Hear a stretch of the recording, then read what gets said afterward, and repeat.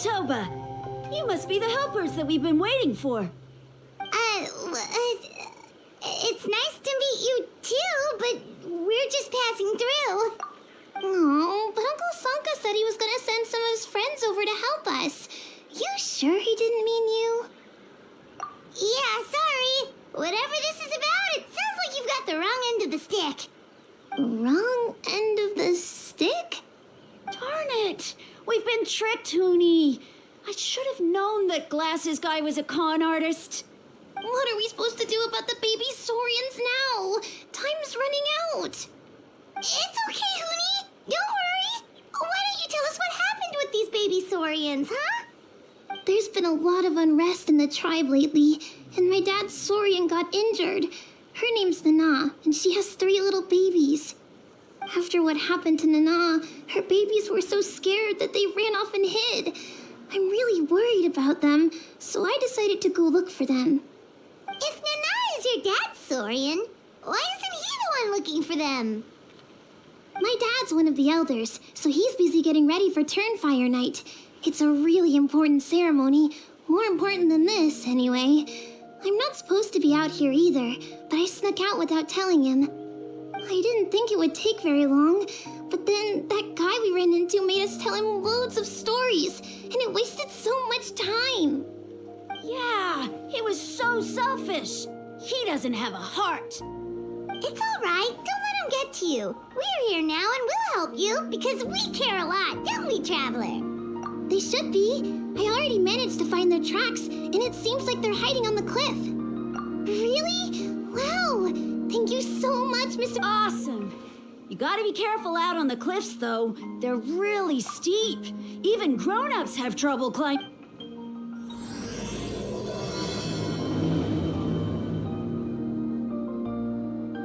He said the baby Saurians are on the cliff, so let's...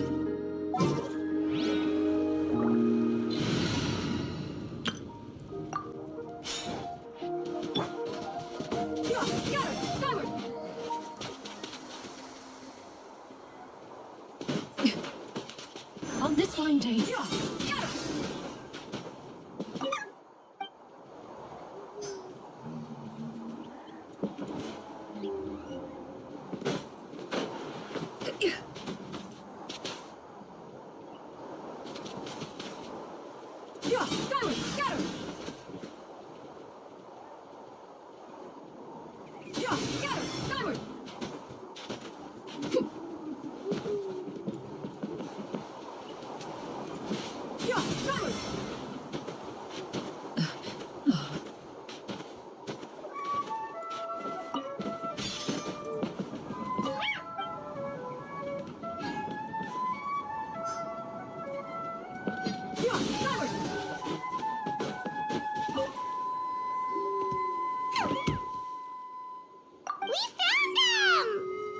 What's that other...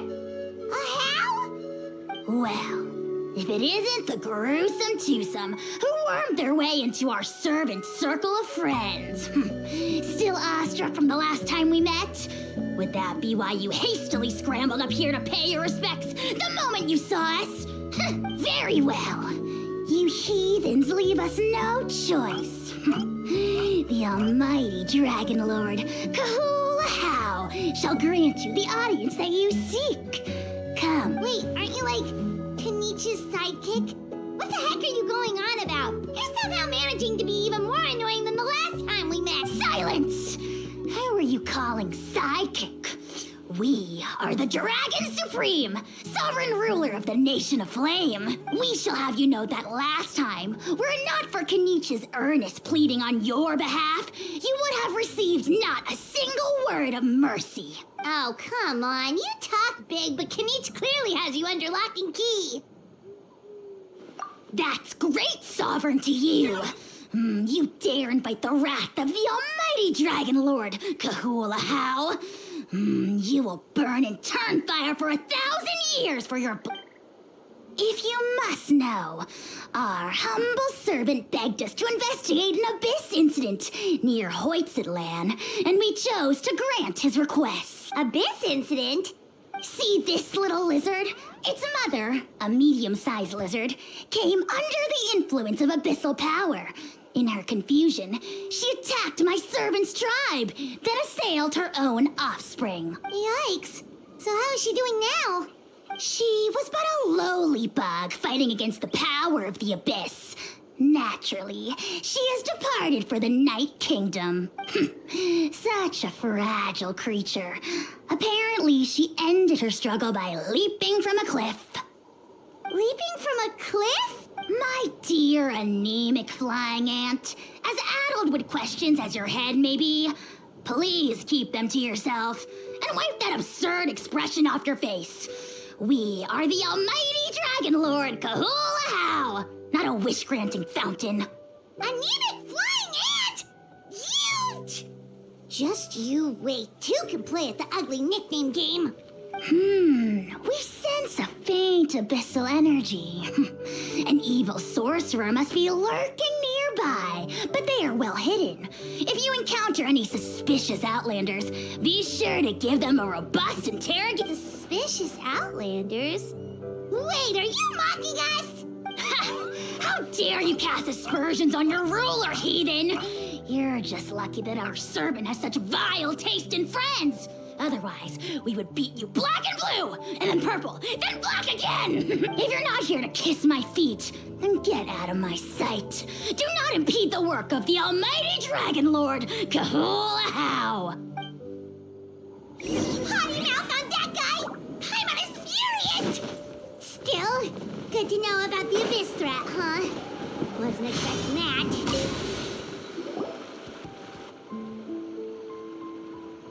Wow, you're back already? That was... I'm so glad that the babies are all right. Thank you both so much. Now we can finally go home and stop worrying about them. You're welcome. Pizza cake! You're not from Natlan, right? Because your clothes look different than ours. Hey, you must be tired after all that climbing. You should come take a rest at my house. Yeah, please come. I promise you'll get a big Scions at the Canopy welcome. We love having guests, and you're really nice people. Not like Glasses Guy. By the sound of it, Glasses Guy wasn't from Natlan either. Uh-huh. Well, his clothes sure weren't. You know what? Now that I think about it, there was something really fishy about him. Really? Maybe he was the suspicious outlander that Ahau mentioned. Sure, if you're interested. Let me think. How did the conversation go again? Oh, please, mister. I've told you so many stories already.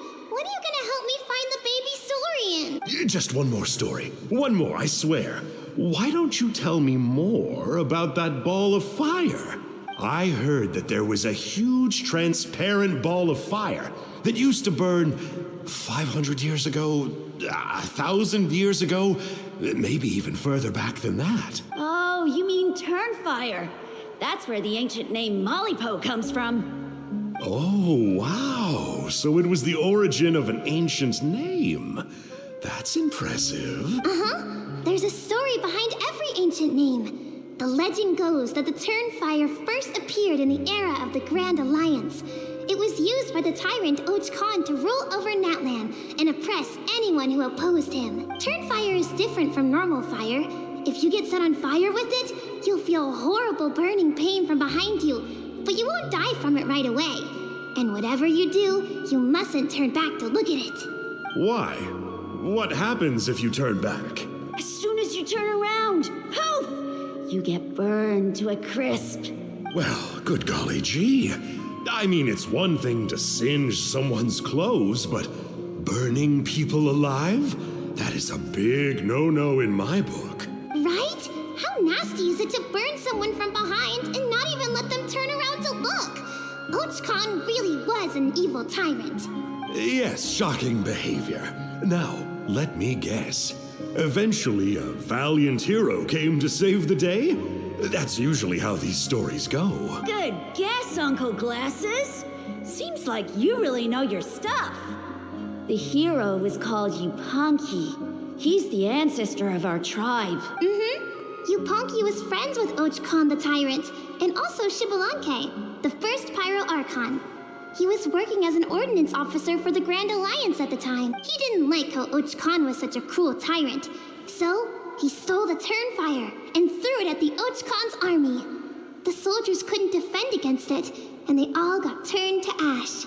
And that's how our ancestors set our people free. But, just as he was about to leave the city, he thought he heard Huitztlan calling out to him from behind. It caught him off guard, and he turned around to look. But Huitztlan wasn't there.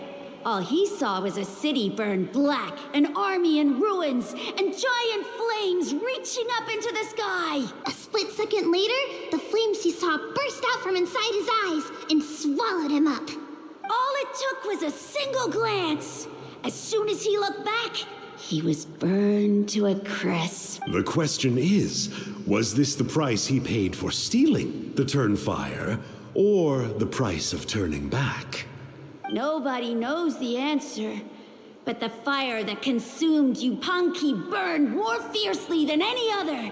It burned for 100 days until it burned a hole right through the ley lines. And then, the flame dropped into the deathly dark Night Kingdom, where it still burns to this day. The grown-ups say that it lights up the path that leads to the next life. But for the dead to be reborn, they have to accept the flames and be purified by the fire first. It's like a final look back at your life, where you have to answer for everything you did. Anyway, that's the story of Yupanqui's Turnfire. Ah, a fine parable indeed. So, is it true? Is it really possible to find this fire in the Night Kingdom? I don't know. I think it's just a story. Either way, I assume this name has been passed down in your tribe ever since? Sure has. It went to Burkina, the hero that we celebrate on Turnfire Night. But that was 500 years ago. Yeah, and now belongs to Kinich. So we often call him Malipo Kinich. Kinich, huh? All right, Uncle Glasses, that's enough stories. Now, can you please go find the baby Saurians for us like you promised? I would, but doesn't the legend of the Turnfire teach us not to look back? Let's not go dredging up the past. Tell me more about this Kinich guy. One more story, I swear. Starting... No? Careful, Toba. You look dangerously close to cursing me out right now. Tut tut, we can't have that.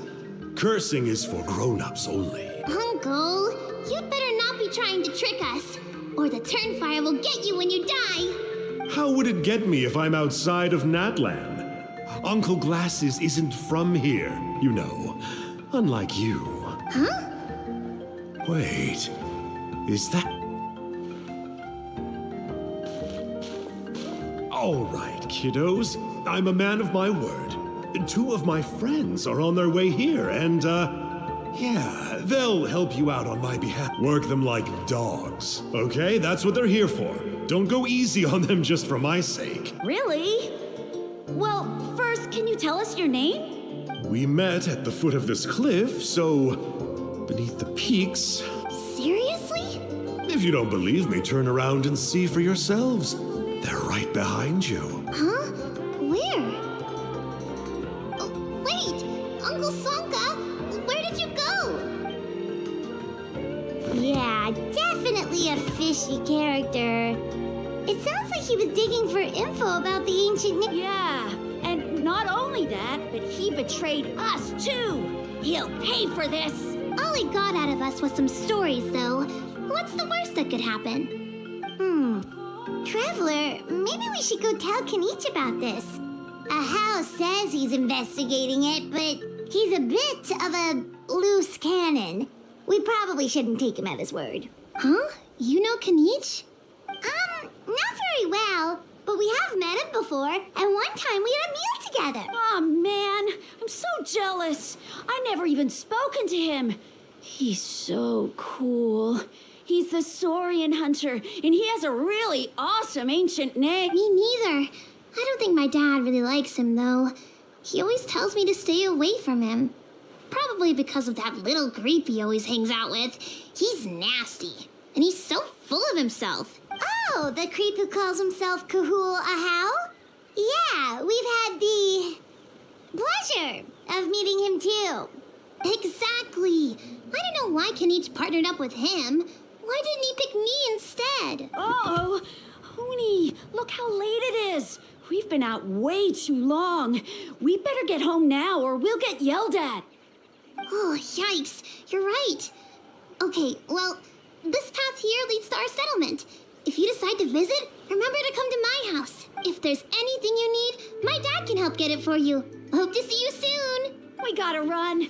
Bye for now.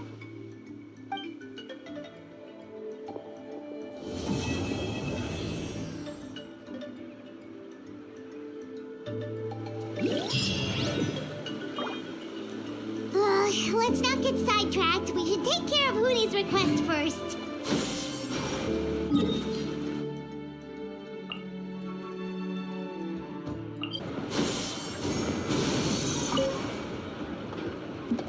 Huni, what were you thinking, going out by yourself? Don't you know how dangerous it is? It's okay. Toba helped me. And we met some kind strangers who helped us. And Kind strangers? What made you so sure they were so kind, huh? Oh, I suppose they had kind stranger written on their yeah, actually, they did. In big, bold letters. Don't talk back to me. The Mountain King problem still hasn't been solved. What would I do if I lost you too? No dinner for you to... They were good people, Dad. Dinner or no... Hello again, Huni. It's Miss Paimon and Mr. Traveler. Dad, it's them. They're the ones who helped me. And I promised we'd take care of them if they came to visit. Oh, so you're the kind strangers. I'm Trinidad. Apparently, you helped my daughter today, so if there's anything you need, just ask. As an elder of the Scions of the Canopy, I've got some influence around here. Now, I trust that you're sensible people who know better than to take advantage of their host's generosity. Yep, just helping a neighbor. We're not looking for anything in return. Oh? Well, let's hope so. Dad, please! They're not bad people. They've eaten at the same table with Kinich before. Be nice to them. Kinich! Wait! I heard that two mysterious travelers from afar showed up at the Stadium of the Sacred Flame. Are they? And Paimon's the other. I do apologize. A lot's been going on in our tribe lately, and I suppose the pressure must be getting to me. I can't believe I was so rude to you. I feel ashamed. We got off on the wrong foot. Can we, start over? Oh, now we're talking. Seriously, though, don't worry about it. Already forgotten. We're just happy to see Huni got home safe and sound. Oh, you just arrived, I take it, and it would be my honor to give you a hero's welcome tonight. Careful now. That's quite an about face. We've heard that kind of thing can lead to spontaneous combustion around these parts. My dear traveler, you are very perceptive indeed. Go inside now, Huni. Dad's got some important business to discuss. Okay. Look after Mr. Traveler and Miss Paimon. They're very special guests. Well, we'll hear you out, but we can't make any promises that we'll be able to help. Well, this is a matter of utmost importance. Please, allow me to explain. For many years, our tribe has celebrated the Turnfire Night.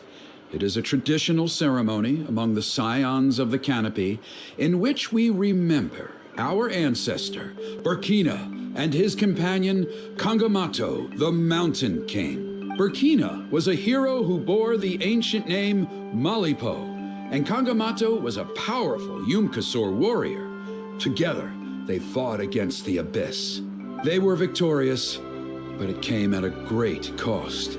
Burkina paid with his life. The Mountain King survived, but was contaminated by the Abyss, and he remains in hibernation to this day. Normally, Yumkasors never live longer than a century.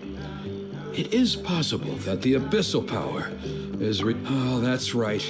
The Mountain King is a living symbol of our glory, but even this glory comes at a price. The abyssal power inside him is highly sensitive, and when it is disturbed, he awakens and flies into a blind rage, attacking anything that moves. So, besides the ceremony, another important part of Turnfire Night each year is cleansing the abyssal power inside the Mountain King, so that he will remain. However, abyss-related incidents have been on the rise in that land lately, as I'm sure you're both aware. As a result, it has become increasingly difficult to keep the Mountain King in hibernation. Only 5 months have passed since the last Turnfire Night, and he's already showing signs of instability. Has he woken up again? He has. We managed to contain the situation by performing a makeshift ceremony right away, but it was a close call. He could reawaken at any moment. Also, he attacked and wounded my companion, Nana, during the ceremony. She became contaminated by the abyss as a result, and... We heard. Such a tragedy. We're really sorry for your loss. Yes, and Nana wasn't the first. Anyway, right now we're preparing for an exceptional Turnfire Night ceremony, and we need to find a suitable flame bearer. From what I've heard about your adventures, I believe you would be perfect for the role. Of course. Plus, he's a bona fide hero who inherited the Malipo name. Oh, you mean Kinich? Yes, he's the one. A hero, worth his weight in gold. And unfortunately for us, he's all too aware of that. No prizes for guessing what he said when I asked him to host a Turnfire Night outside of the annual schedule. An exceptional ceremony? Oh, I'll have to charge an exceptional price. I swear, no other concept exists in that boy's brain. I'm not the one to usually talk about people behind their backs, but I'm convinced the Wyub got hit on the head and took a wrong turn the day it chose to give that ancient name to him. I mean, have you ever heard of a hero whose mantra is, "What's your asking price?" Oh, and don't get me started on that insufferable Ahau he hangs around with.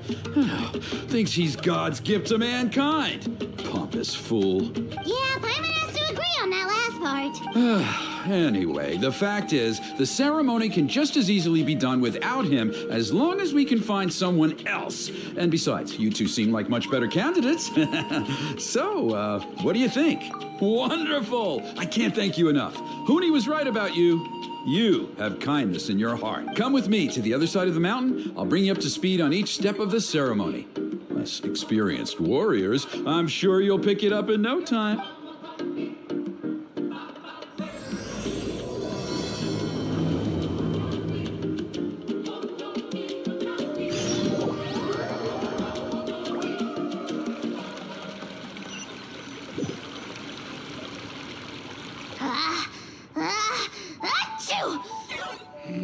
Curses! Who dares insult the great Kahula How behind his back? Oh, great Kahul Ahau, bless. Shut your filthy mouth, worm of the abyss! Your putrid words defile the air we breathe. You make the almighty Dragon Lord, Kahula How, sick to the stomach. Speaking as a member of the Abyss Order, that's music to my ears. Exactly the kind of reaction we're going for. But on a personal level, I gotta say, it's pretty hurtful.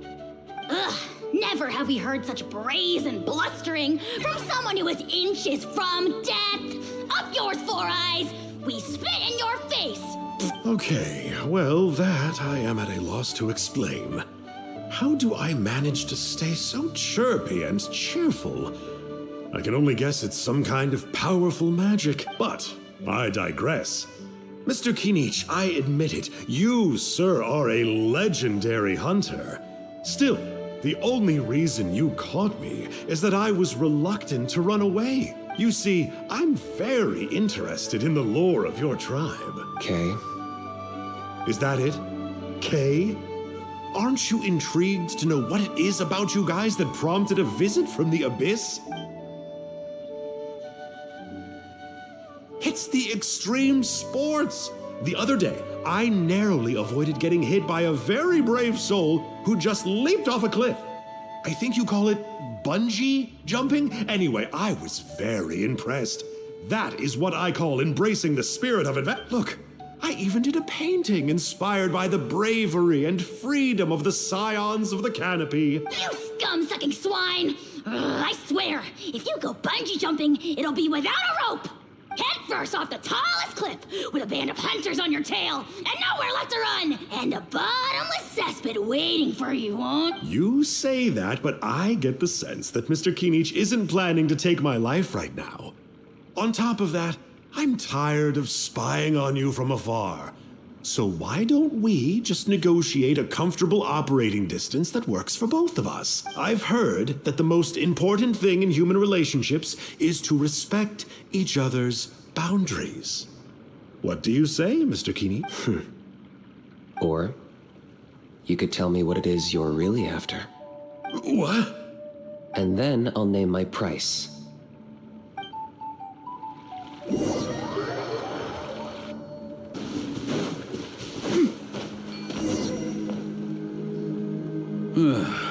The Abyss contamination is back. No surprises there. No doubt that explains the Mountain King's recent activity. See those torches over there? Those are the Sacred Flame offshoots that we requested from the Stadium of the Sacred Flame. They contain the power of the Pyro Archon. Are you saying that the Sacred Flame and the Turnfire are the same thing? Well, for ceremonial purposes, at least. Sending someone to the Night Kingdom to retrieve the legendary Turnfire isn't exactly an option.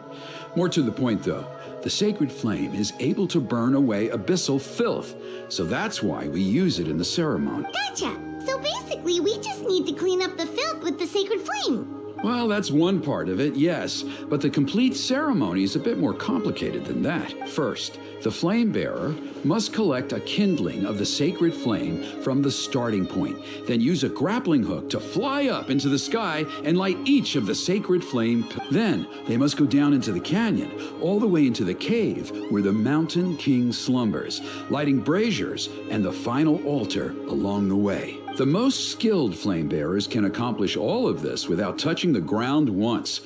As much as I hate to admit it, Kinich is capable. Wow! He can do all that flying without ever falling to the ground? Well, of course Paimon can. It'd be much harder for you guys. Well, don't worry. It's not a requirement of the ceremony. You're allowed to touch the ground. The only thing you're not allowed to do is turn back. The flame bearer must always keep moving forward. You can't skip a pillar, then come back to it after lighting the next one. To do so would be to disrespect our ancestors. So, what actually happens if you do turn back? Surely the fires don't just go out. If you're not careful, you might get burned. What about today then? Does the same rule apply? Oh no, don't worry. Today is just a practice. The order doesn't matter. You just need to take the sacred flame, cleanse the filth, then go light all the braziers. Are you ready? I'll repeat all the key points again. Gather the kindling, cleanse the filth, and light all the braziers. I'll wait for you at the end.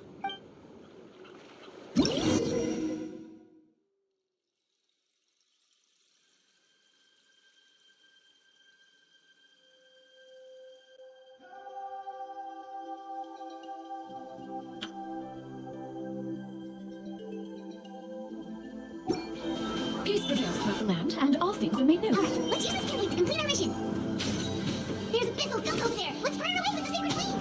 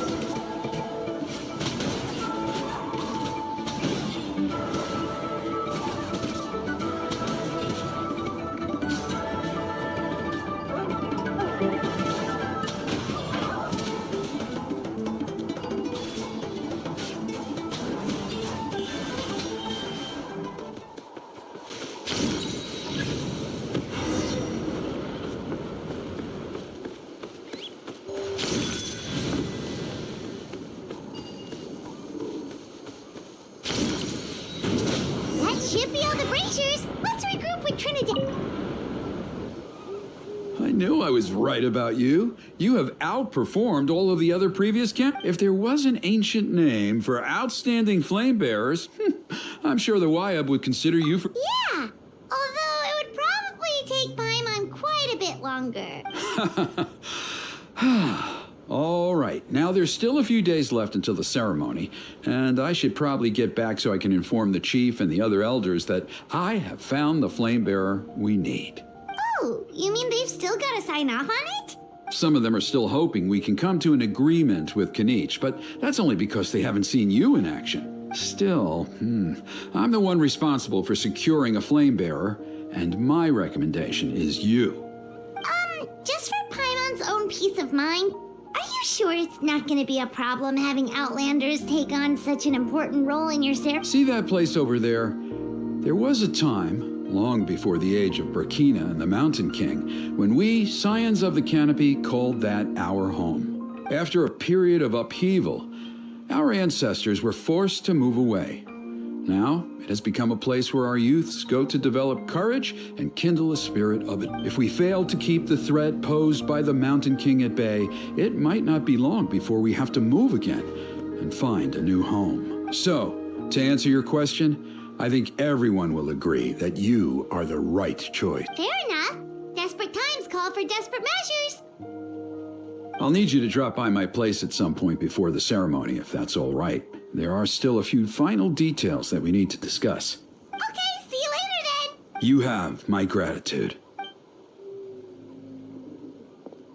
We've helped out with a lot of other local festivals before, but this one feels a little different.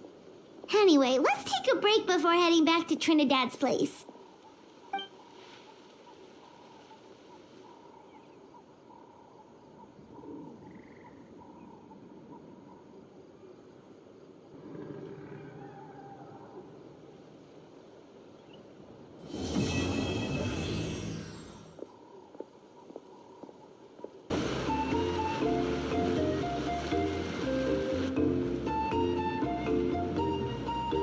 Traveler? Kinich! Fancy meeting you here. We've actually been looking for you. I'll get straight to the point. I hear you accepted a proposal from Elder Trinidad. Oh, the, Turnfire Knight, you mean. You were still his first choice. It's just... Oh, jeez. It's not what it looks like, promise. Chill, it's cool. I only mention it because there's something you should know. And I suspect Elder Trinidad hasn't been completely forthcoming with you. His true intention is to resolve the Mountain King problem once and... Once and for all? You mean this'll be the last Turnfire Knight ever? That's right. He wants to use you to send the Mountain King to the Night Kingdom. To the Night Kingdom? You mean... To his death. Whoa, are you serious right now? You shouldn't go blurting out accusations like that. It could get you in trouble. Too blunt? Okay. I'll phrase it more gently. There is potentially a possibility that Elder Trinidad may be hoping that during the course of the ceremony, you kill the Mountain King dead. But that's ridiculous. He told us the Mountain King is a living symbol of your tribe's glory. And that glory comes at a price. Oh, that's right. The Mountain King is a living symbol of our glory, but even this glory comes at a price. Ah, yes, and Nana wasn't the first.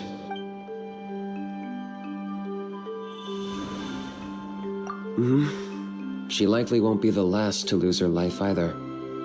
Still, is killing the Mountain King really the only way? It seems so extreme. The Mountain King is a unique case when it comes to abyssal contamination. It's eaten away at him for so long that it has consumed him entirely, and the damage is irreversible. That evil power has both driven him insane and kept him alive over the centuries. So, to look at it one way, once it's completely purged from his body, the Mountain King will finally be able to rest in peace. In past ceremonies, we've only purged around half of the abyssal power. This was to strike a balance, to keep him alive, but also keep him asleep. Trinidad didn't say anything about how much power he wanted us to purge, but he did say there were some more details to go over before the ceremony. Then it sounds like you'll know for sure soon enough. If he really asks us to kill the Mountain King, what should we do? I know this must come as quite a shock, so I suggest you act like you didn't hear anything for now. But would you have time to visit the chief after your meeting with Elder Trinidad? I'd like to make a deal with you. What kind of deal? One that comes at a very reasonable price. I'm sure you have plenty of other questions, but we can talk more later. Good. See you soon.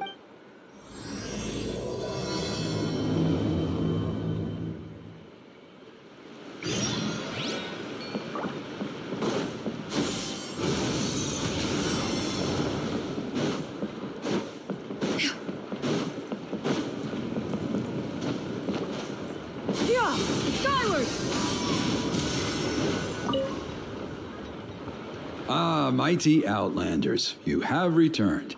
Did you have a good rest? It was, Glad to hear it. Things are progressing very smoothly on my end. Many of the elders have heard of your heroic deeds, including the chief. They all speak very favorably. There are still those who insist that the ceremony should be performed by the bearer of the Malipo name. But they're just stuck in the past. We need to move with the time. Plus, Kinich doesn't want to do it anyway. Exactly. So, now, it's time for us to discuss the finer details of the ceremony. We covered the fire lighting part of the proceedings yesterday. The next part is the purification of the Mountain King. It's quite simple. You just need to use the sacred flame. We've done it plenty of times before, and it's always very routine. I'm sure you won't have any problems. One point I'd like to stress, though, is that you need to burn away as much of the abyssal energy as you possibly can. The more we dispel, the longer the Mountain King will remain asleep. Asleep, huh? Precisely. In previous years, the Flame Bearer has often been unable to dispel a sufficient amount of abyssal energy.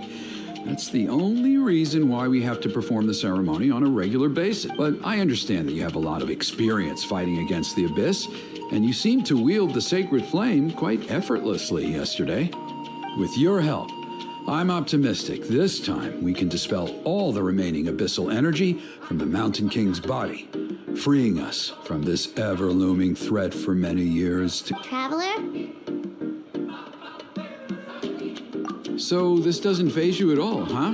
You clearly have a lot of confidence in yourself.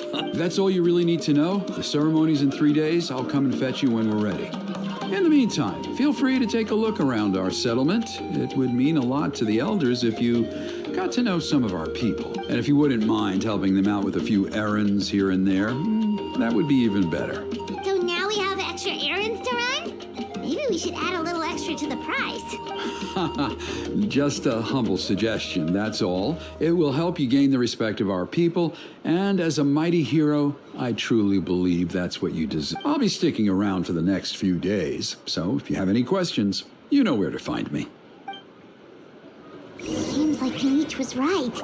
We should go meet up with him right away.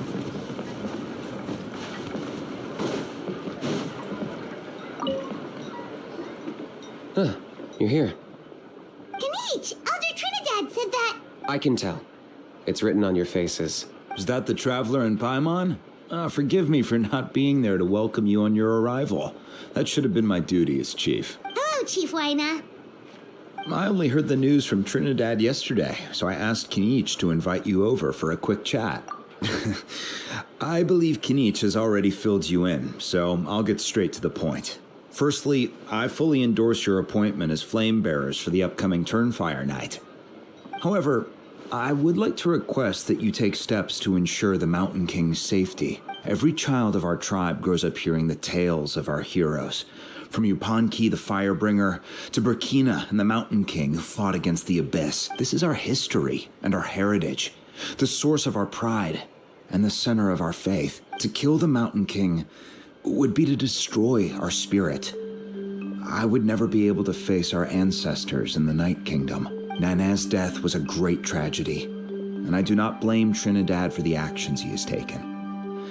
Nevertheless, I cannot allow any harm to come to the Mountain King. My honored guests, please give this matter your serious consideration. Perhaps there is but despite all our attempts to contain the situation over the years, we've not found it. Right now, I should like to hear where you stand on this matter. Though I sense that your mind is not yet made up, I'm still comforted by your words. There are 3 days left before the ceremony. I hope they will bring you clarity. So, Kinich, earlier you were saying that... Let's walk and talk. I'll show you around the tribe. That works too. Paimon needs to get some air after this.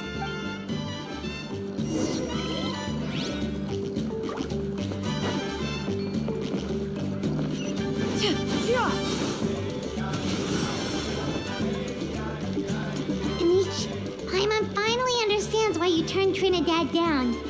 You knew what he was planning, didn't you?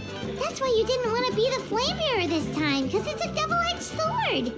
The whole Mora thing was just a sneaky excuse. Double-edged sword is right.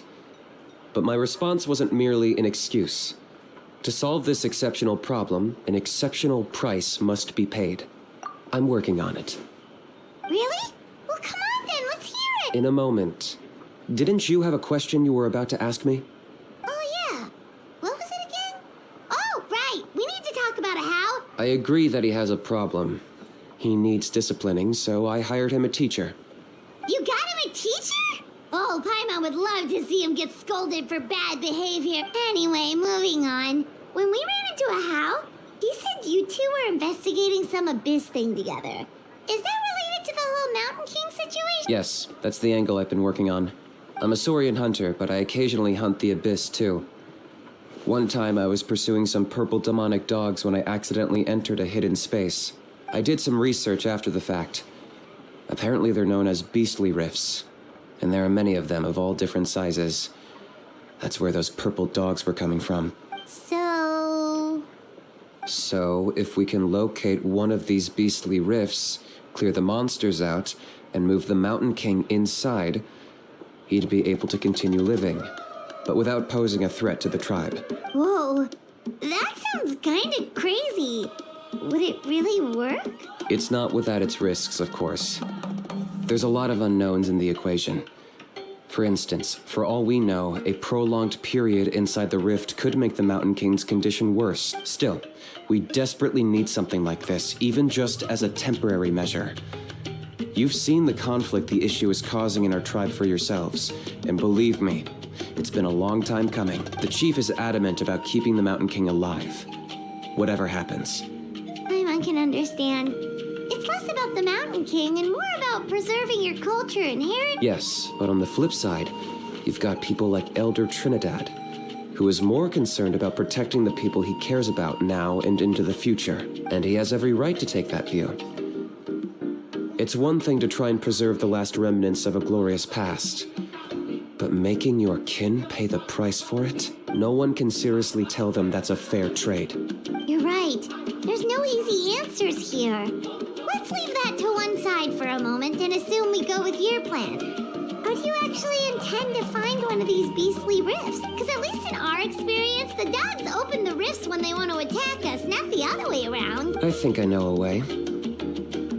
You have any better ideas? Not at the moment, but it just feels like using the power of the Abyss for our own ends isn't gonna end well. After all, the Abyss is what turned the Mountain King into a monster in the first place. People are gonna think you've lost your marbles. If it doesn't end well, then that's the price we pay. Everything in the world comes at a price. Even when Yupanqui, the Firebringer, stole the Turnfire, it cost. The Mountain King's erratic outbursts have brought tensions within the tribe to a boiling point. Unless this gets resolved quickly, everyone will be stuck in. All right. So what's this deal you wanted to make with us? We're hardly experts on exploiting Abyss. All I need you to do is keep people away from me. I'm getting harassed on a daily basis by people trying to convince me to be the flame bearer. I can't afford to waste all my energy dealing with them. If you help me out, there'll be a gift for you in return. Ooh, what kind of gift? Something well worth your while, I'd say. Just keep doing what you've been doing. Integrate yourself with the tribespeople, so everyone comes to terms with the fact that we have a new flame bearer. That way, I won't have an endless stream of people coming to beg me to join the ceremony, and I can focus on finding a way to... Then, when the day of the ceremony comes, we'll move the Mountain King into his new home. That sounds pretty crazy. Even for a daredevil like you, that's dangerous. And even if it works, what if neither Chief Wyna nor Elder Trinidad are happy with it? Have you thought about what you'd do then? At least the two of them would finally be on the same side of the issue, leaving only me on the opposing side. The tribe needs leaders like them far more than a Saurian hunter for hire like me. Can I take that to mean that we have a deal? For sure. And who knows? Maybe we'll come up with an even better solution to all of this in the next couple... Great. Well, for the next couple of days, please spend some time among the tribe and lend a hand wherever you can. I'm sure everyone will be swept off their feet when they meet our new... Good luck to us both.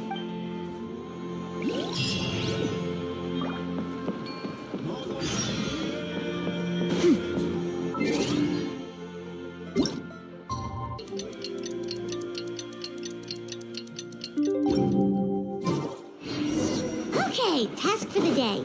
Meet the tribe's people and take some heat off of Kinich's back.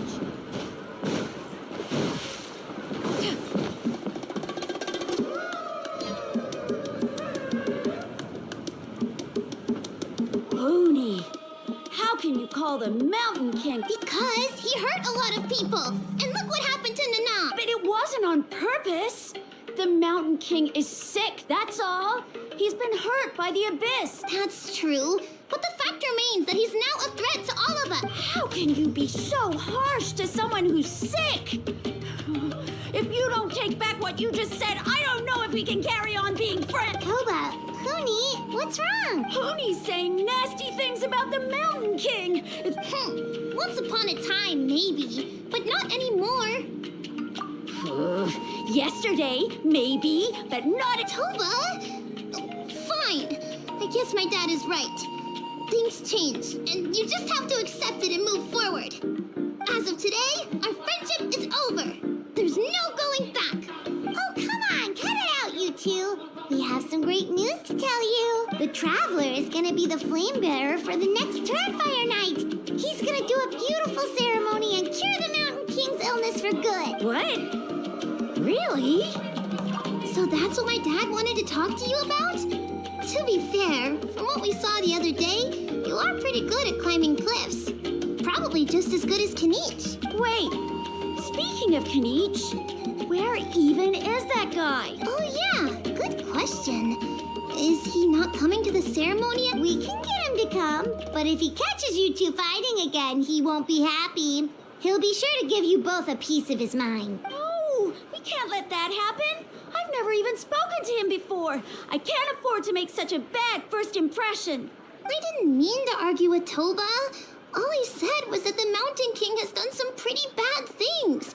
He was the one who turned it into a fight. Yeah, if you weren't friends, there's no way Toba would have come to look for the baby Saurians with you. All right. Well, because it's the Traveler and Paimon and Kinich, I'm sorry, Toba. I'm sorry for all the mean things I said about the mountain. Dad just really misses Nana. And I was really upset that she's gone. Huh? Oh. I shouldn't have spoken to you the way I did either. It wasn't very nice of me. For the Traveler and Paimon, Kinich, and for Nana. I'm sorry too, Huni. That's more like it. Now you're best friends again. Guess so. Toba, if I ever say something mean about the Mountain King in the future, I'll make sure I say it to someone else, and not you. I'd better go buy some colored cloth for my dad now. He needs it for Turnfire night. Let's play again some other time. See you, Toba. See you, Traveler and Paimon. Okay. I'll head home as well then. See you next time. Okay, take care, you two. Even though they said they're sorry, it looks like their friendship isn't as strong as it was before. Let's just hope we can solve this once and for all. Come on, let's move on.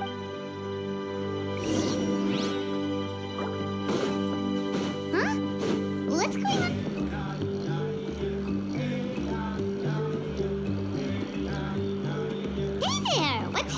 A rehearsal for the Turnfire Night dance. Ooh, there's a dance involved? Paimon wants to learn too. You don't know it? Ah, I guess you're not from these parts, huh? It's rare to see a new face around the tribe these days. I thought everyone would be keeping away. Why do you say that? Because of the Turnfire Night, of course. The Mountain King could wake up at any time. That's why we're holding an emergency ceremony. This isn't one of those fun and games festivals. For outsiders, it might even be a little dangerous. Well, did you know that the Flame Bearer this time is actually gonna be an outsider? Oh, I did hear about that. It's a first for sure. I would have loved to meet them in What? Oh, it's you? Man, oh man. It's funny. I was just thinking that I'll probably miss out on meeting the new Flame Bearer since I'm not taking part this time around. Then suddenly, there you are. Must be my lucky day. You're not taking part in the Turnfire Night? How come? You're not an outsider too, are you? You must be joking. What?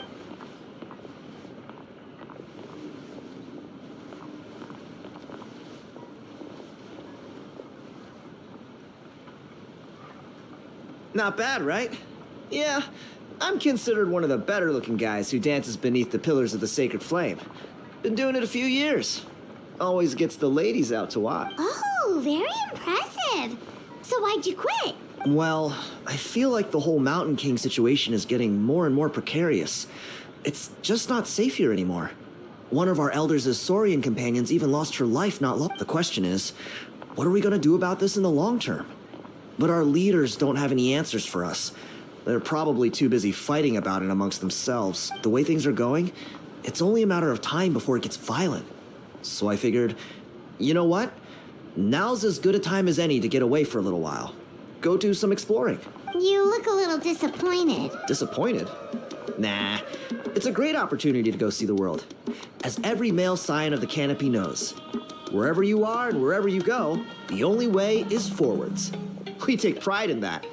I managed to get in touch with the Saurian Relics Association. They gave me a simple test. Find a decent quality relic, and they'll make me a member. What's the Saurian Relics Association? You've never heard of it? It's a group of amateur history enthusiasts who do research on the ancient Saurian era. They're all about collecting relics and remnants from that age. Speaking of which, the guy who was Flamebearer before you, I've heard that his Saurian buddy comes from that time. A how? A how's a relic from an ancient Saurian civilization? Oh, yeah, him. So you know those two already, huh? Then, do you know how they met? It was deep inside some mysterious ruin, and they signed a contract there. The association folks say that the kind of contract usually comes with a huge hidden cost. Really? Who knows? But if it's true, Kinich can probably handle it. He knows what he's doing with weighing up contracts and costs and stuff. I doubt he'd make a contract that doesn't benefit him. Strangely enough, I actually happened upon a strange mural a while back, and it looked to me like it was depicting a Saurian and a human involved in some kind of Saurian-era contract ritual. Oh, does that count as a relic then? You bet it does. I was all ready to go take a picture of it and use it as my entry ticket to the association. But after all the abyssal activity recently, I heard that area's been overrun by monsters. Or you look like you know your way around a fight. I don't suppose there's any chance you'd be able to help? If all you need to get is a picture, that should be pretty achievable, right? The Traveler... Wait, you're seriously gonna help me out? Come on, it's no big deal. Compared to some of the things we've been roped into before, this is nothing. Pyro Archon above, you two have hearts of gold, you know that? You're the kind of people who could dive into the Turnfire deep in the bowels of the Night Kingdom, and it wouldn't burn a single hair off your head. Of course it is. All right, come with me. I'll show you the way.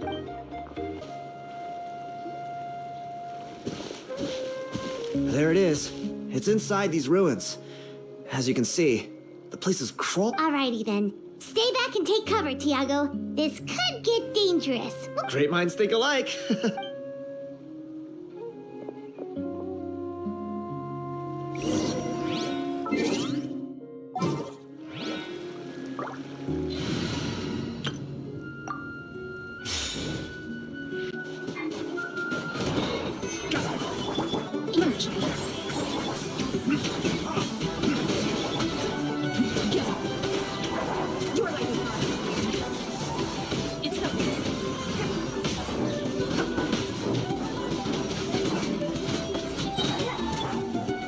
Solidify! Right here. Right now. Emerge.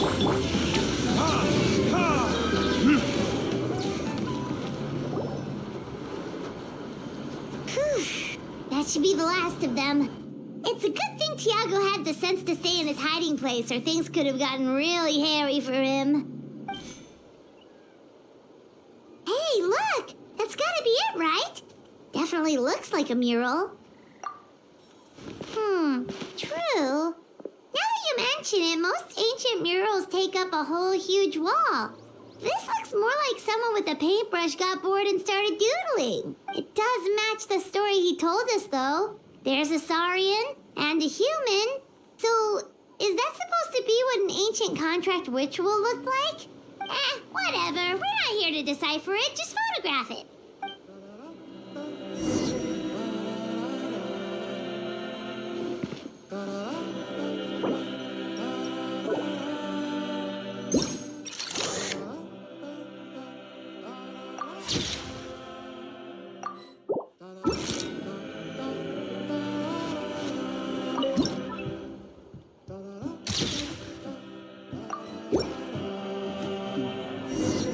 That's a wrap. Let's take it back to Tiago.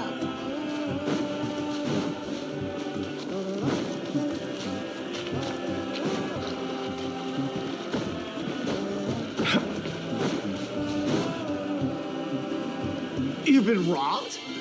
Oh, Ponche. And I thought my luck was bad. Oh, I put blood, sweat, and tears into that, and now I've got nothing to show for it.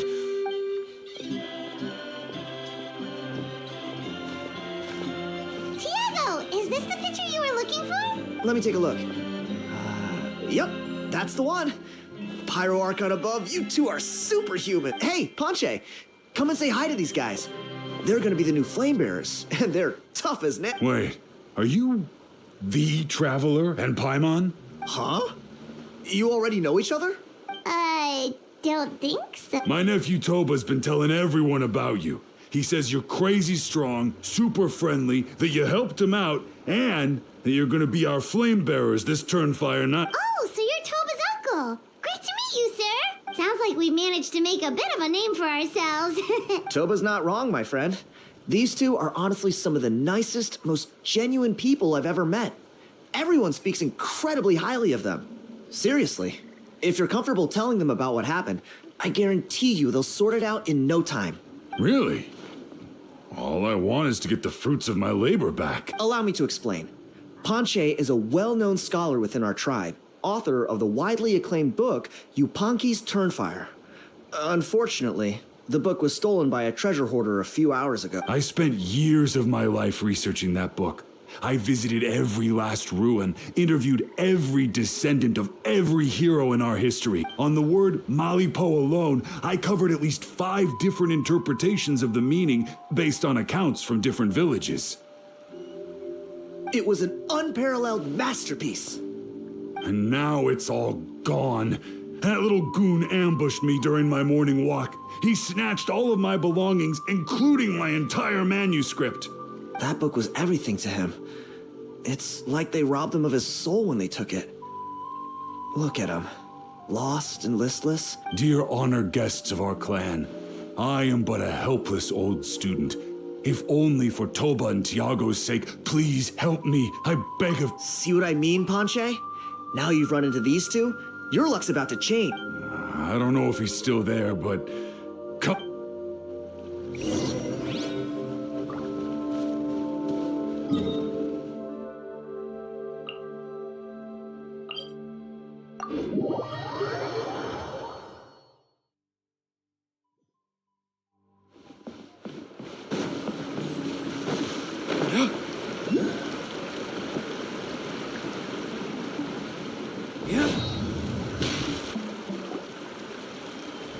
Hey!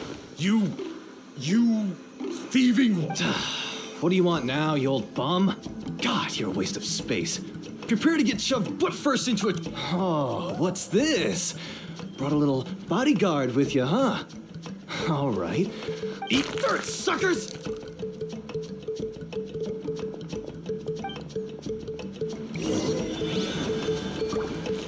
Hey, he's trying to get away!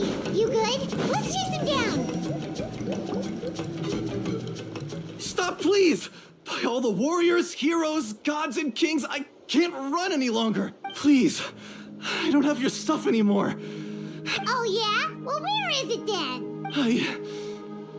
You threw it away? The old bum's bag didn't have a single mora in it. Just a tatty old book, worn out pens, and some old rags. All that time lying in wait was for nothing. I was so mad, I just threw all of it away. Is that really the truth? Okay, then. The same place you found me. Look, I swear on the Pyro Archon, it's the truth. May all my worldly possessions be turned to ash by Turnfire if I'm lying. Okay, that's a pretty strong oath. What do we do now? It sounds like he's telling the truth. Right. Let's hope nobody gets to the book before we do. We'll never get it back then.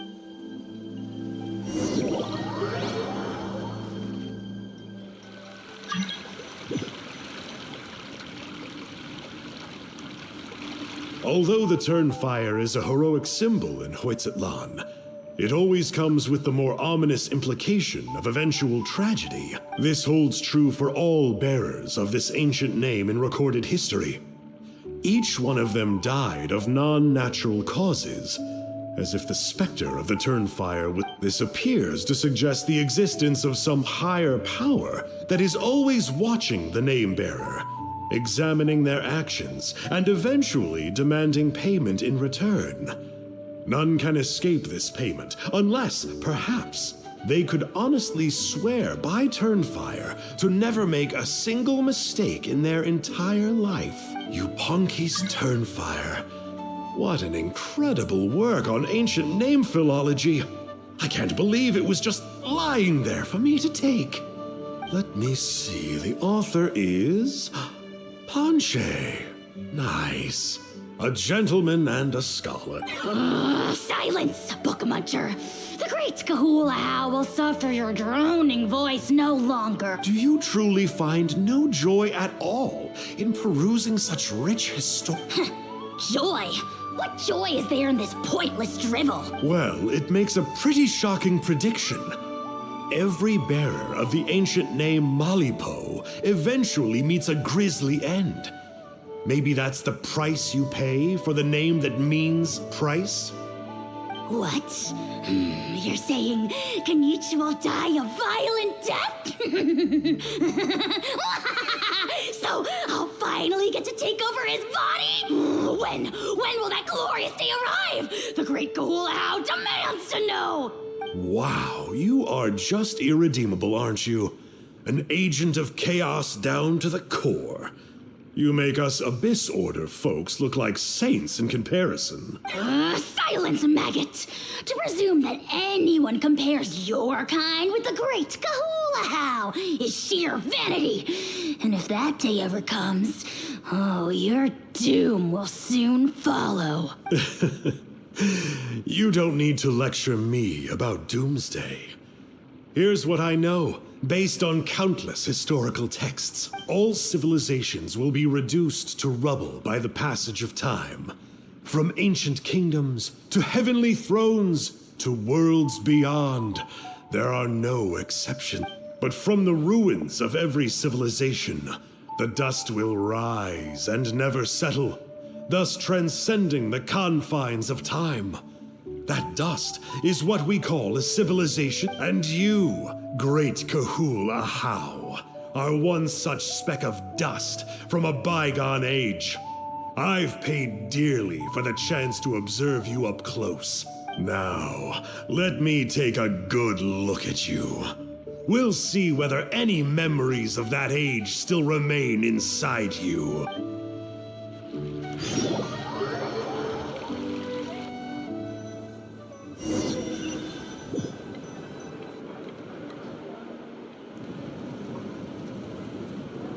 We're so sorry, Mr. Ponche, but we couldn't find your manuscript anywhere. Does that mean all of my hard work was for nothing? You gotta stay positive, Ponche. You might have lost the book, but the brains behind it are still intact. Surely you remember the main points at least? The whole reason I worked so hard to get it finished before the Turnfire night is because I hoped that maybe it might help us find a way through these trying times. Well, not exactly. but I thought my research might at least be a starting point. Oh, really? So what did you find out in your research? I think the key to all of this lies in the power of Malipo. Panche, you know as well as anyone that ancient names don't hold any real power. Symbolic power doesn't count. You're right, but Malipo may be a special case. Given that it first arose in the era of the first Pyro Archon, it might contain remnants of Shibalanke's power. Yeah, I remember that story. My grandpa told it to me when I was a little kid. Maybe you're the special case. Most kids stop believing in that stuff by your age. I'm not talking about childhood superstitions here. There is evidence. Like what? Like the fact that the Mountain King is still alive. Everyone attributes that to the power of the Abyss. But there's more to it than that. The key factor is that Burkina summoned the power of Malipo at the cost of his own life. If you don't believe me, then answer me this. How many other creatures can you think of who lived longer, not shorter, after being contaminated by the Abyss? Traveler, different situation but similar idea. Doesn't this remind you of the hilly... So, I came to the conclusion that Malipo must refer to some mysterious ritual involving a tit-for-tat exchange. It began with the first Pyro Archon, fell with the Grand Alliance, then was buried in the Night Kingdom. And now, it awaits the call of its new bearer. Hey. Sorry to interrupt, Panche, but you seem to be getting a little overexcited. I'm sorry. I was originally planning on presenting my findings to Kinich. I'd hoped he would be attending the upcoming ceremony. Sounds to me like you dreamed up one fanciful theory to support another. Kinich, what are you doing here? I more or less finished what I was doing, so I came to have a quick catch-up. Now a good time? Kinich! I'm onto something. I haven't worked out all the details, but you have to attend the Turnfire Night. So Mr. Panche here has done a lot of research on the history of the Turnfire and thinks he might have found a way for you to solve the problem. I'll be there, Panche. Let's go.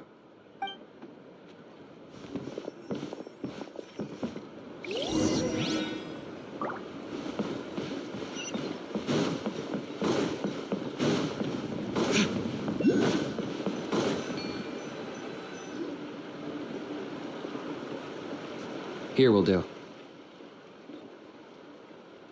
Yeah. I'd like your help giving it a trial run tomorrow. If that works, we have our plan come Turnfire Night. Sounds like you're not considering Panche. You heard him. He hasn't worked out the details yet. We need a more practical solution with concrete steps to follow. Yet? Are you saying you think he might actually be onto something? I think it's possible, based on something I know about the war 500 years ago. Burkina didn't fall to the Abyss. He was killed by the Mountain King in an episode of madness. In his final moments, Burkina made the fateful decision to not fight back, and instead pass his blood and power on to the Mountain King. Maybe he thought the Mountain King was stronger than him and more valuable to the tribe. Or maybe it was just out of loyalty to his friend. Either way, I can believe the Turnfire was involved. Whether you think his sacrifice triggered it, or his fate was sealed from the moment he took the Malipo name. How can you drop these truth bombs with such a straight face? This is what I've gleaned from my many interactions with the Mountain King. His mind is so disordered. It took some time to piece it all together. The story Elder Trinidad told you was the more palatable version of events. The truth is even darker. The Mountain King's mind isn't just disordered. He is suffering and feels great shame. I believe he wants to be put out of his misery. What? Then what should we do? Should we grant him his wish? Of course not. We should help him move to a new home. It's the only practical solution. The Mountain King is a hero to my tribe. An object of worship, even. Ending his life would be like desecrating a statue. Still, he's been the cause of multiple disasters, and we can't afford to have any more. Ugh. Practical solutions hurt Paimon's brain. Can we follow our heart? Then let's break for the day. I've already found a suitable venue for tomorrow.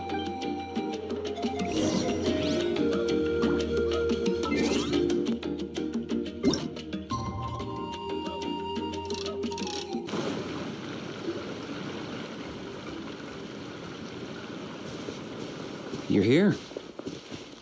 Very. Oh, so the gruesome twosome come crawling back.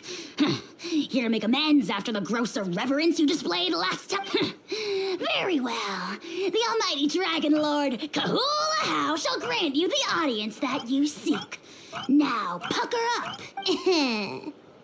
Kinich, didn't you say you found him a teacher? He's just as out of control as ever. Hey! No one gets to discipline the almighty Dragon Lord Kahula How. No! Maybe because I've never had a gentle-natured companion like Paimon to compare against. Is that a compliment? Yeah, I see what I'm missing out on now. And it's a lot. Kinich! We could drown this measly flying ant in one droplet of spit. How dare you compare her to the almighty Dragon Lord Kahula? Oh, just wait till I possess your dead body. I will commit heinous atrocities, tear down your legacy, destroy your reputation, wreak havoc on your...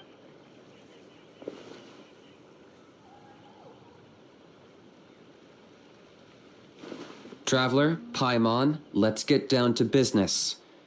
Once we've opened the beastly rift, you're welcome to toss a how in there for a couple of days. With pleasure. You don't need to ask twice. I got my hands on this device in a trade. It's meant as bait, but it'll also stabilize the abyssal energy. The rift towns will tear through space to get to this. Once they're here, we take them out and claim the rift for ourselves. You'll find out soon enough. First, let's try this out.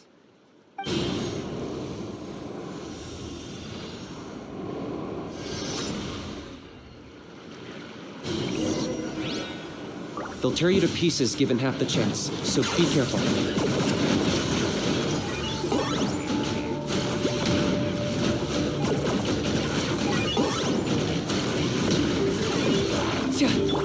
Order guide you. Gather.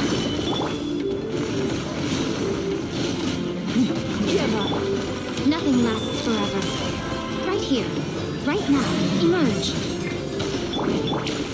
What it is?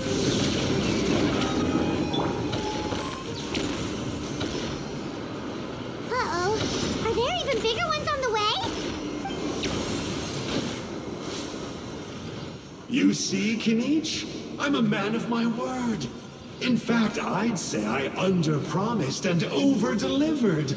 Nifty little gizmo, isn't it? I take it this is your true form? Now that our deal is complete, it's time to start the next phase of our relationship. I made a promise to the great Kahula How, and now I'm here to seize your body for his use. Cliché, I know. The hero's trusted partner sells him out to the abyss in a shocking act of betrayal. Cue bad guy speech and drawn-out death sequence. Huh? Angel? Huh? Huh? What are you two doing here? Oh, Mr. Kinich, this is not what we agreed on. Traveler, this is the gift I got you. I know you're looking for intel on the Abyss Order, so I thought he might be of use to you. But it looks like you've already met. Yikes. Frosty reception. Gotta say, I kinda pictured this moment going a little differently. Tears of joy welling up in your eyes as you say the words, "It's good to see you again, old friend." Don't be ridiculous. Sounds like you've been reading too many romance novels. There we have it. Change is inevitable and nothing lasts forever. What a pity. Well then, time for you to meet the new me. This time, please call me Sanka. Sanka! Aha! So you're a glasses guy! You tricked... What does it matter? A name is a superficial label. It's what's deep down inside that counts. And I've shown... That would explain a lot. Why else would you show up here and start acting like a wise guy? You looking for a fight? I'll pass. I do rather like you, as I've said before. But my one quibble is that you really don't know your own strength. Wait. Of course. You're the one behind all the recent Abyss activity. Let Paimon guess. You've been provoking the Mountain King too. Haven't I told you before? I'm not part of the inner circle who do our highnesses' bidding. My interests are far more low stakes. I spend my time digging for truth in ancient doodads and books. You really think a benchwarmer like me is capable of more than that? I investigated him. He's not connected to the recent events. Just happens. So I struck a deal with him. He helps me summon a rift. I allow him to do some historical research. But that's all over. And now Kinich wants to hand me over to you. Well, I was hoping this would be an opportune moment to whisk away his body. That would have given me some more time to study the great Kahula How. But now I've run into you, which is just my luck. Or maybe I've incited the wrath of the Turnfire, and this is the price I have to pay. But I don't understand. What did I do wrong? Wait, does that count? How? You are the worst of the worst! Colluding with the Abyss Order against Kinich? How could you betray your partner? There is no betrayal. The almighty Dragon Lord Kahula How is a partner to no one. Don't worry, I told him to act as bait. Yes, and you should have picked a bigger fish. The Abyss Order? Ha! What a joke. Not even a match for our lowly servant. I put up with this toad's croaking for days, and it was all for nothing. It looks like your disciplinary measures have been less than effective, Mr. Enjo.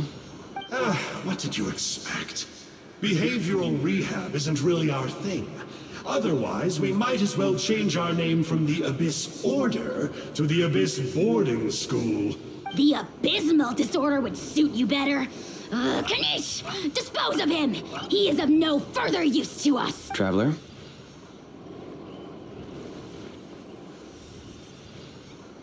Hey now, I may be a lowly clerk, but don't underestimate. I could never beat you in a straight-up fight. But when it comes to running away, do me a favor and remember how fast I disappear.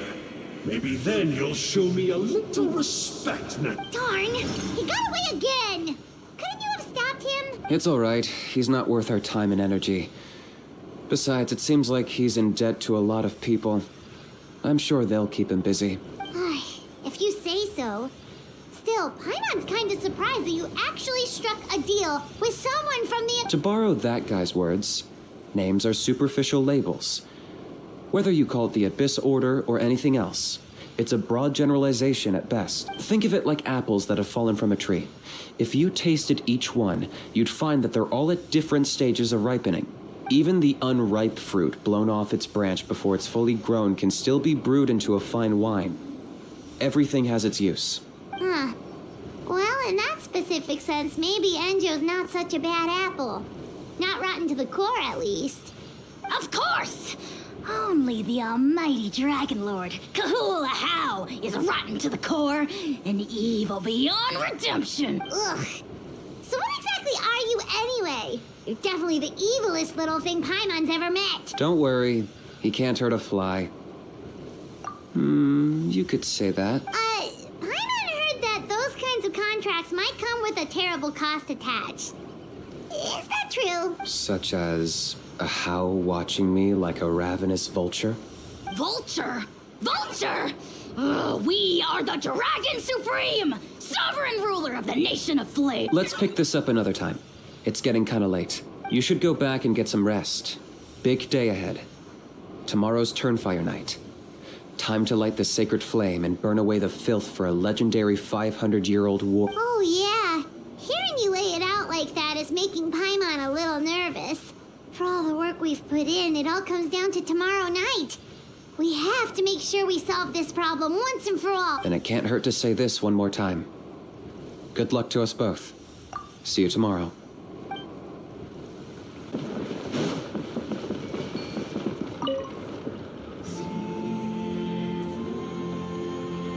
Ah, at long last, you're back. I hear you've done much for our people these last few days. Everyone has nothing but praise for you. Many young people have heard the rumors, too. They're all eager to meet our new... Well, they won't have to wait for long. It's almost time for the ceremony. We really hope we can resolve the Mountain King situation quickly and smoothly. Seems like a lot of people have been worrying about it, huh? Well, it's nearly time. So, if you're ready, then follow me to the ceremony.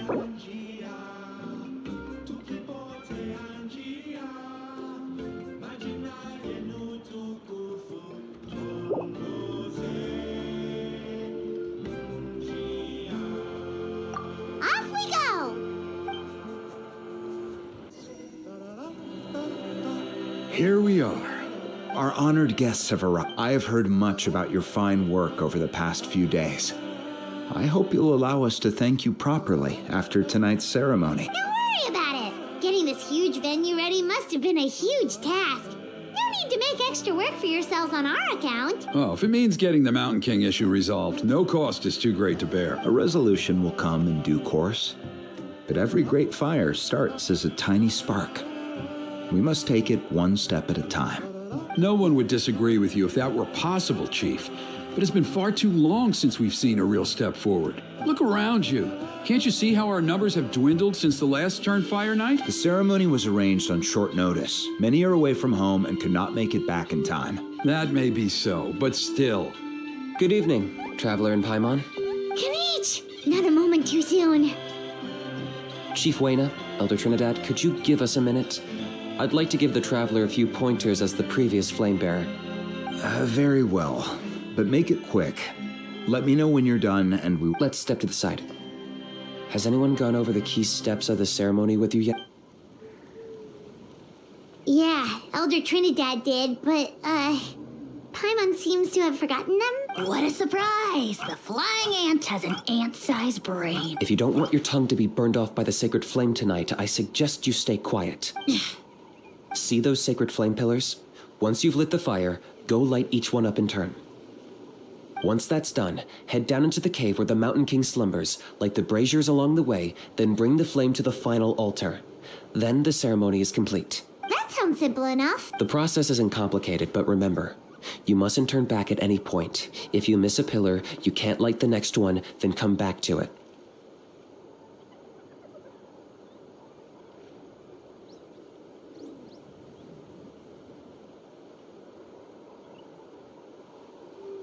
You have to keep moving forward, or it's seen as disrespecting our ancestors. If that happens, you won't receive the blessing of the Turnfire, and you'll have to start over. I made you a diagram that summarizes the steps. Take a look.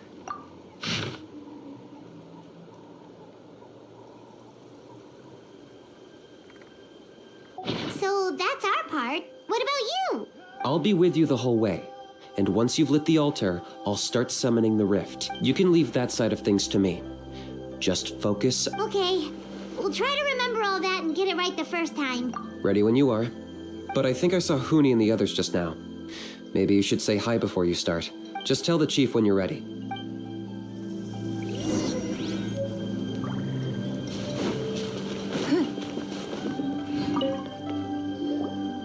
How are you doing? I'm counting on you. By past fuel and my brothers and sisters, the time has come to light the fire once again and let the Turnfire night shine bright in Huitztlan.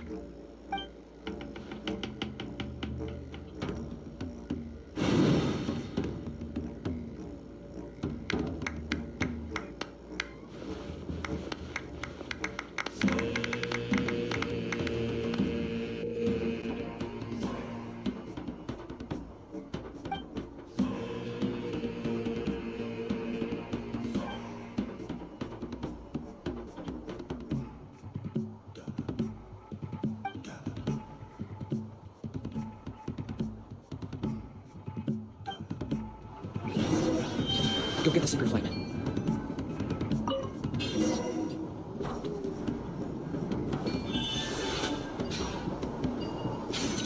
Nicely done. Off to a good start. Great stuff.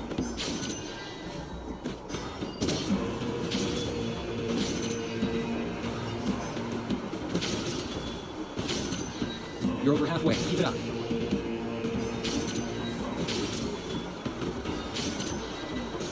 Impressive. Just one more to go. Come on, one last push. The final sacred flame pillar is up ahead.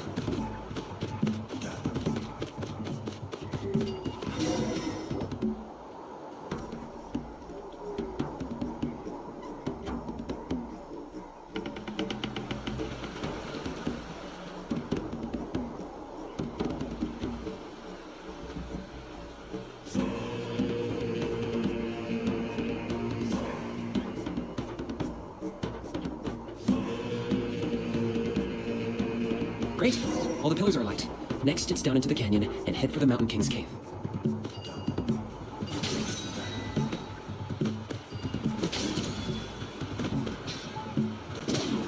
Almost there. The cave is just up ahead. With this presence, it's very strong. We should deal with the contamination first.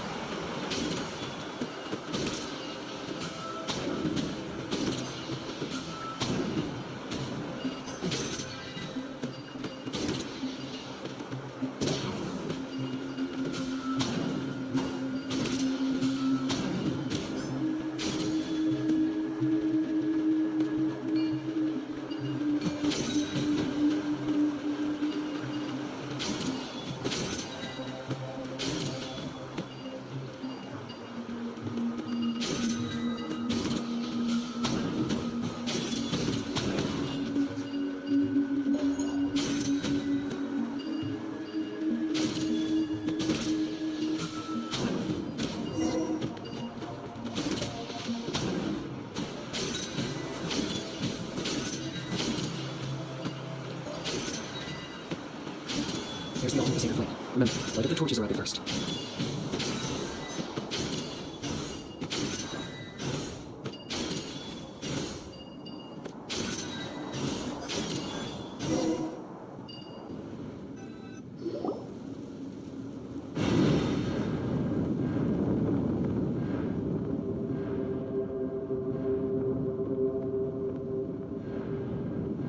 Woohoo! We've lit up the final altar!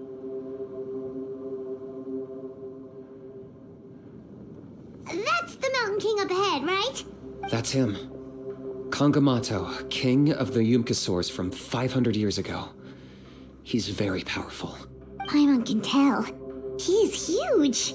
Let's tread carefully. We don't want to wake him up. You've made it at last. You did even better than I expected. Traveler, now comes the final and most important step of the ceremony. Please use the power of the sacred flame to cleanse the Mountain King of... There's no need this time.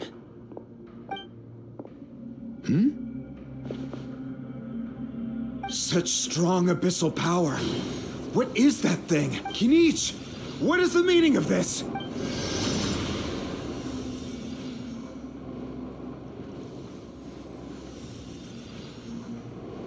Is that a beastly rip? Chief Huayna, Elder Trinidad, this is about to get a little dangerous. You should step back. What do you think you're doing? Solving the Mountain King issue. You mean by having him torn to pieces by Rift Hounds? No, stop! We can't let that happen! Foolish Locust! Can't you see? We're trying to shove your Locust King into the beastly rift! But... I'm sorry, Chief Huayna and Elder Trinidad. This is the only way. Can you promise me that no harm will come to the Mountain King? I can't guarantee it, but I'm fairly confident. Traveler, this is not what we agreed on. You must cleanse the Mountain King of every last trace of abyssal contaminant. Okay, I see what this is. You've been in cahoots this whole time.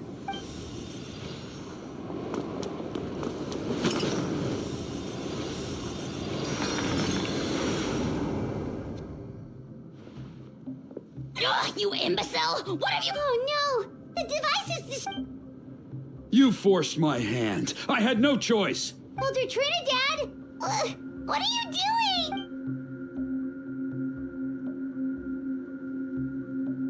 No, the Mountain King is waking up! He will cause even more... Everyone, out!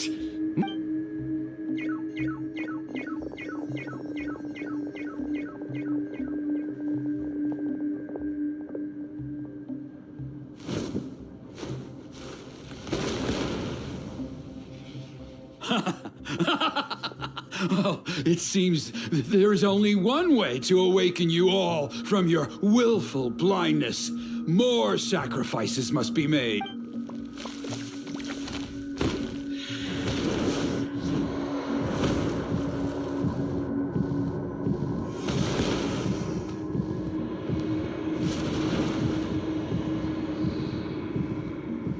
Take me, O Mountain King! Take me as your next sacrifice!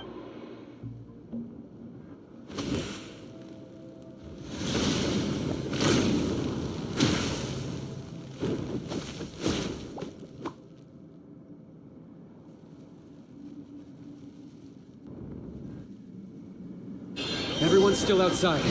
We have to keep the Mountain King here. Give me a hand. Right now, right here.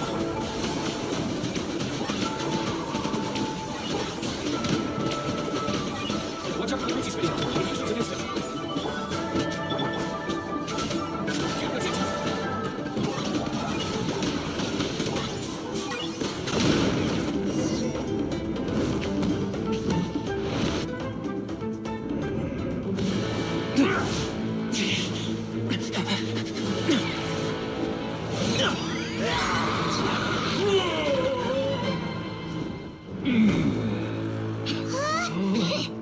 What do we do? We can't open the rift!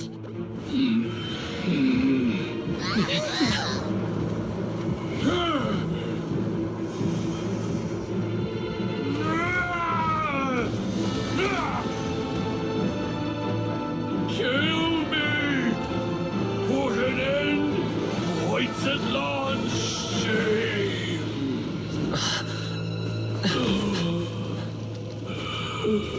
By past fuel and present flame, life marches ever on.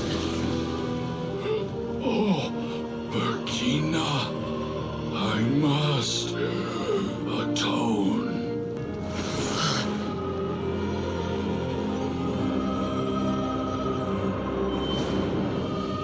Patience. We will answer to the fire for all our deeds. Even if one day I fall behind, never look back.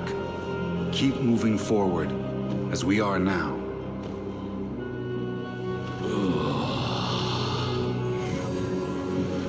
Live with your guilt and shame. This is the price to pay.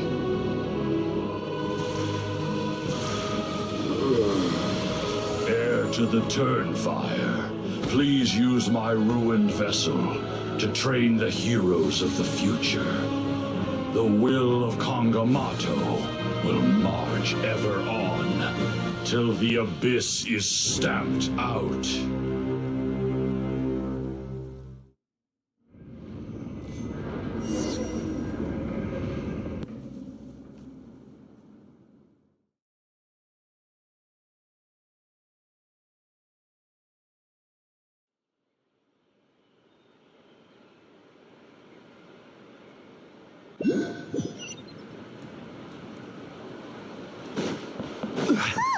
Pretty eventful day yesterday, huh? I'm on one.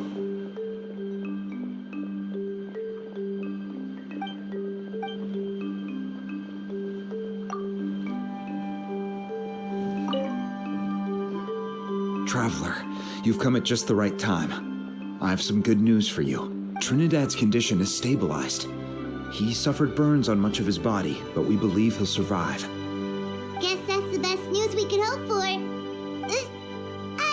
Paimon has to ask, is everyone in your tribe such a risk taker? First Kinich, then Elder Trinidad? Is this the Scions of the Canopy's adventurous spirit in action? We're simply not afraid to charge ahead into the unknown. He's fine. Don't worry. He's gone to check on the Mountain King. Something most mysterious has happened. After the incident yesterday, a transparent shell has formed around the Mountain King's body. We don't understand the mechanism behind it, but the shell appears to insulate him against the influence of abyssal power. It is somewhat akin to a scab, in that it stops the abyssal energy within him from bleeding out, while also preventing further abyssal energy from seeping in and infecting him. We've never seen anything like it. The tribe's most senior elders believe it was caused when he was burned by the sacred flame, similar to the way burned wood becomes charcoal. I think their theory makes sense. After all, we've never thrown the Mountain King directly into the sacred flame before. Wow. So it's made a barrier against abyssal energy? That's a good thing, right? It's practically a miracle from what we've seen of it so far. It means that the Mountain King's level of abyssal energy is now stable. No longer will we need to perform an annual cleansing ceremony. Wow, that's amazing! I know what you're thinking. The young people in the tribe are already speculating that yesterday's ceremony was a Turnfire night like none other in our history.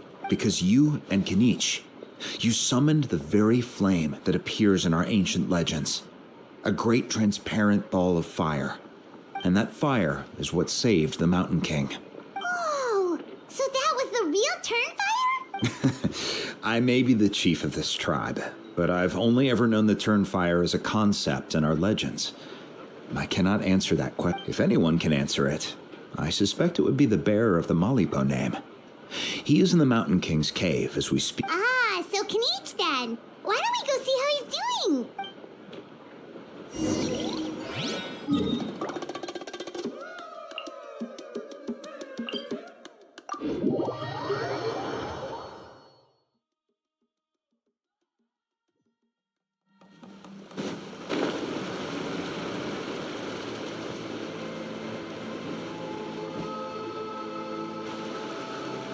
Hey, Kinich! Hey yourselves.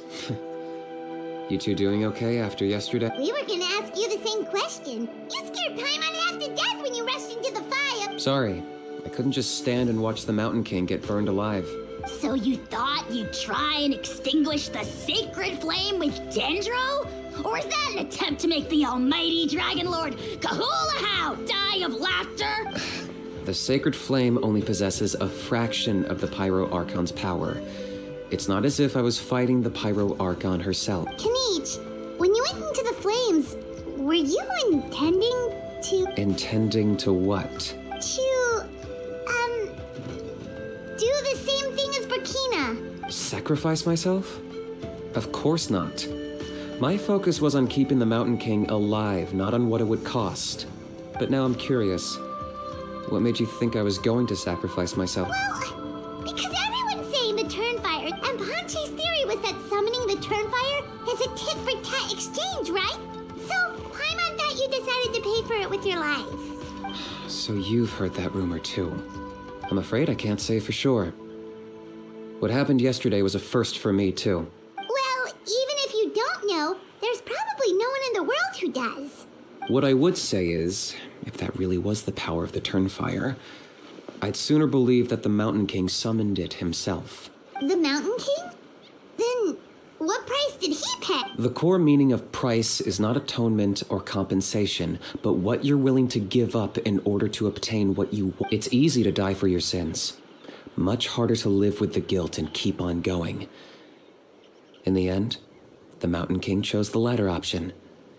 For Burkina and for the tribe. That's the price he paid. All right. So, how is the Mountain King doing now? Health-wise, there's nothing to worry about.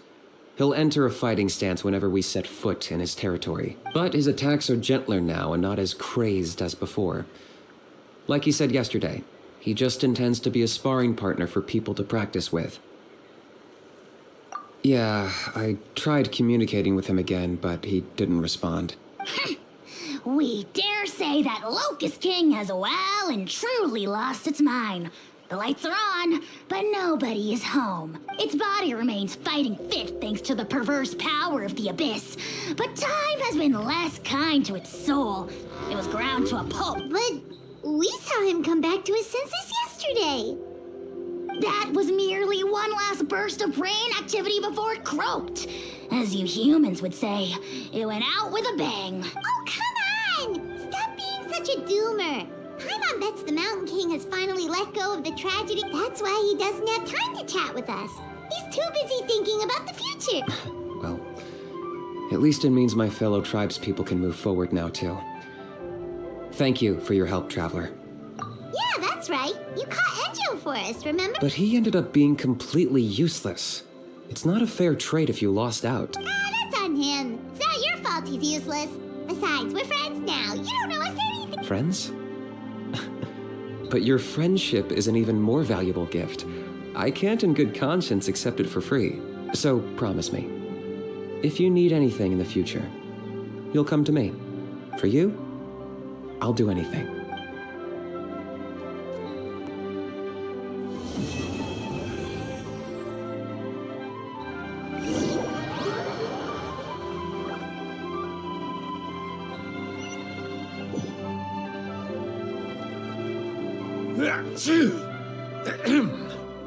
So, in the end, only poor little Huni got the sad ending? Yeah, everyone's happy except me. For First Nana, then my dad. Why does everyone in my family have to suffer? Huni, it'll be okay. Your dad will get better soon. Toba, you're my friend, so I shouldn't say this to your face. But it was all the Mountain King's fault. Huh? Now hold your horses, kiddo. If you promise not to fight, Uncle Sanka will tell you a story. Okay, before you roll your eyes out of your skull, I promise you can trust me. I almost got my eyebrows burned off by the turnfire after last time. That's why I came back, to make it up to you. All right, I'll just get to the point. Do you know what Uncle Sanka loves the most about your... What? Your extreme sport. Huh? On my first day here, I got hit by someone falling out of the sky. I believe you call it bungee? It's a dangerous sport, to be sure, but the courage it took to make the jump impressed the heck out of me. So, I introduced myself to the jumper, we made friends, and I even helped treat her wounds. Oh, such a nice friend. Of course. Anyway, the good times didn't last, because I got captured by a powerful foe, so we had to part ways for a while. In the hands of the enemy, I was scorned, scolded, and nearly given away as a gift. Oh, it was so humiliating. A horrible experience to look back on. Why does Uncle Sanka always have to suffer, I thought. So I feel your pain, Huni. I was in the same position. But in the end, I made it through, and I left all of those painful memories in the past. I even managed to reunite with my friend. Is that it? The moral of the story is to look forward in life, right? Yeah, we've heard that one millions of times. Sorry, Uncle Sanka, but you're not cut out to be a teacher. Very smart, Huni, but not quite smart enough. What I'm trying to tell you is that after I reunited with my friend, I found her injuries were all healed, but she really missed her family. So, I thought you might like to see her too. She's right behind you. Turn around and see. Another trick about not turning back? I'm not falling for that one again.